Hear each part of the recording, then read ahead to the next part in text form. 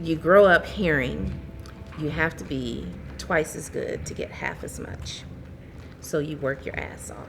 My mother was a perfectionist. I became a perfectionist. Everything I do had to be perfect. I wasn't allowed to make mistakes. Mistakes were a bad thing.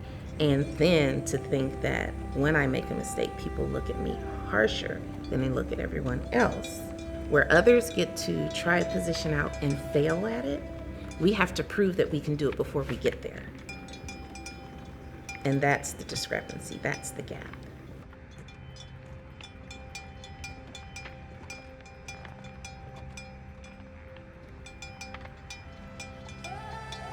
Growing up, whenever my mom took us shopping or we went to the stores, we were not allowed to walk around with our hands in our pocket, our jacket pockets, or our pants pockets. You can't be comfortable. You can't walk around with your hands in your pockets because someone will think that you stole something.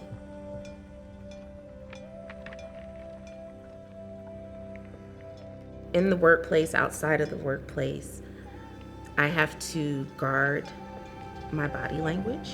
I have to guard my choice of words. I have to change my tone.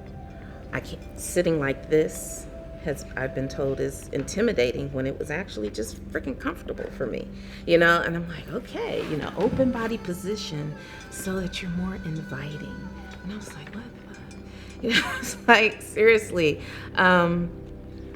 smile more, even as in relationships, it's like, girl, you need to smile more. You look so angry. It's like, I'm not angry. I'm not upset.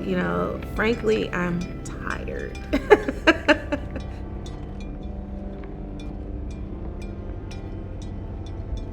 When the death of George Floyd happened, that week, I cried the entire week.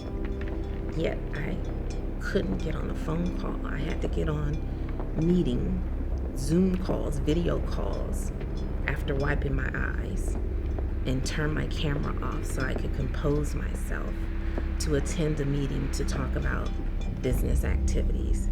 And I get off the meeting and I go back to crying. So the stress of being Black, compounded by the pandemic, compounded by social injustice, compounded by kids being home from school, is more than I ever imagined I would be dealing with at this point, because now that white America is aware that racism is a real thing and that it actually exists in our very own workplaces, now they have more questions. Now they want to know. And now I have to exert more energy to tell them how and continue to perform at a top level.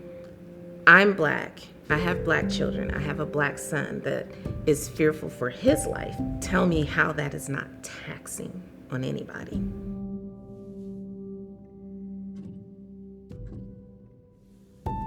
What I would like people to know about what's happening in the world right now is that it's hard for everybody. I've grown up in the faith, and it's been hard for me to believe at times. My faith does not negate the realities of what's going on in the world today. And I challenge anyone who wants to just whitewash the pain and the anguish and the hatred that exists by saying, oh, well, just trust God. It's just not going to disappear.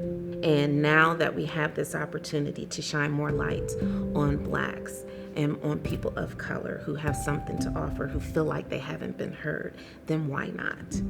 Why not? If I can speak up and speak out for someone else, then why not? Every little bit that we can do to make it better for someone else makes it better for ourselves and for our children in the future.